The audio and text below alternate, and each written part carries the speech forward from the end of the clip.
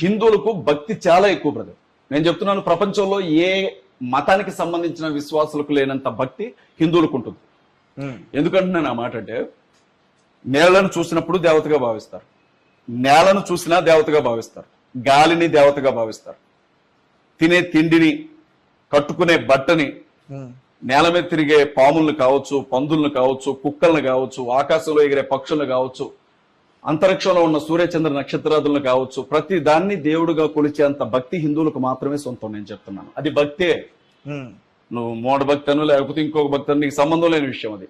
నేను ఎంతవరకు చూస్తున్నాను అని అంటే, అంత భయం దేవుడు అంటే హిందువులకి, అంత భక్తి. వీళ్ళు లాజికల్ కంటే ఎక్కువగా మ్యాజిక్లే నమ్ముతారు. వాస్తవం చెప్తున్నాను నేను. అంటే చేతిలోంచి బూడిద తీసినా, లేకపోతే నెత్తిలోంచి శివలింగం తీసినా, నోట్లోంచి శివలింగం తీసినా కొన్ని వేల మంది ఉంటారు. సహజంగా ఏంటంటే బ్రదర్, మనిషికి పేదరికం ఎక్కువ కదా. పేదరికంతో పాటుగా మనిషికి కష్టాలు ఎక్కువ. రెండవది చావంటే భయం ఎక్కువ. చచ్చిపోతారో బాబు అంటే విపరీతమైన భయం, ప్రాణం పోతుందేమోనన్న భయం. ఇంట్లో కొంచెం బాగోలేకపోయినా, పిల్లగాళ్ళకి ఏదైనా అయిపోయినా, ఆర్థికంగా ఏదైనా ఇబ్బంది వచ్చినా, నా ఇంటికి ఏదన్నా కీడు చేశారా, ఏమైనా చేతపడి చేశారా అని ఆలోచించే మైండ్ సెట్. అలాంటి మనుషులే కేవలం యేసుక్రీస్తుని నమ్ముకుంటే ఇవన్నీ పోతాయన్న ఫీలింగ్ తో వచ్చేవాళ్ళు చాలా మంది ఉన్నారు. మాలో కూడా దిక్కుమాలిన బోధకులు ఎంతో మంది తయారయ్యారు.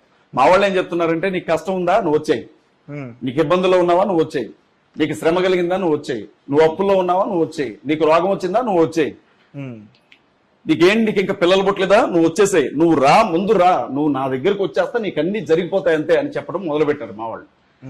చెప్పిన తర్వాత మరికి ఎక్కడున్నా మేలు జరగడమే కదా కావాల్సింది, ఇంతకాలం ఇందులో ఉన్నాం, అందులోకి వెళ్తానే మేలు జరిగిద్దామని వచ్చిన వాళ్ళని, వీళ్ళ పేదరికం కావచ్చు, వీళ్ళ నిరక్షరాస్యత కావచ్చు, వీళ్లలో ఉన్నటువంటి భయం కావచ్చు, వీళ్ళ అవసరాలని క్యాష్ చేసుకుంటున్నారు మా వాళ్ళు కొంతమంది. అదిగో అందులో నుంచే మోసం పుట్టింది బ్రదర్. వాడికి నిజంగా క్రీస్తు అంటే ప్రేమ ఉండదు. మీకు ఒక విషయం చెప్తాను, ఈ హైదరాబాద్ లో కొన్ని వేల మంది సంఘం ఉండే పాస్టర్స్ ఉన్నారు. నిజంగా చెప్తున్నాను, నరకానికి ఎవడన్నా వెళ్ళాలంటే ముందు ఆ పాస్టర్సే వెళ్తారు. ఎందుకంటే బైబిల్లో ఉన్నటువంటి విషయాలు మాట్లాడే వాటికి గాని, వీళ్ళు ప్రవర్తించే తీరికి గాని అసలు పొంతన ఉండదు, సంబంధం ఉండదు. బైబిల్లో ఏదైతే ఉంటుందో, ఏదైతే ఇక్కడ నేను నిలవబడి చెప్తున్నానో, దీనికి నా ప్రైవేట్ లైఫ్ కి అసలు పోలికే ఉండదు బ్రదర్. జస్ట్ ఏం చేస్తానంటే, నేను నీకే కష్టం ఉన్నా నేనున్నాను అని చెప్తాను.